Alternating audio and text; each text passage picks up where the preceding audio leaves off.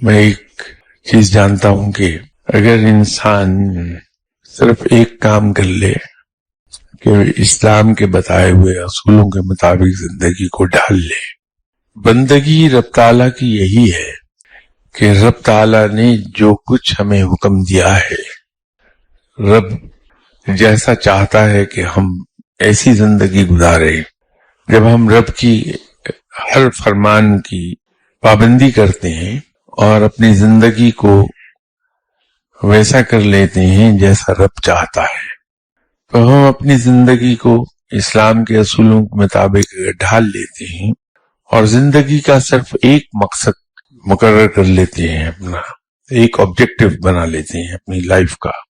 اور وہ آبجیکٹو بڑا سادہ سا ہے، سمپل، اس میں کوئی اتنی بڑی راکٹ سائنس انوالو نہیں ہے.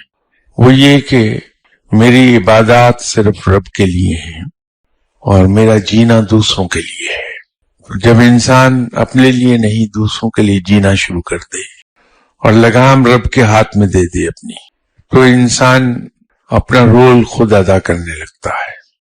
ہم یہ نہ دیکھیں کہ وقت اور ذہنی اور جسمانی صلاحیتیں ضائع ہو رہی ہیں یا نہیں.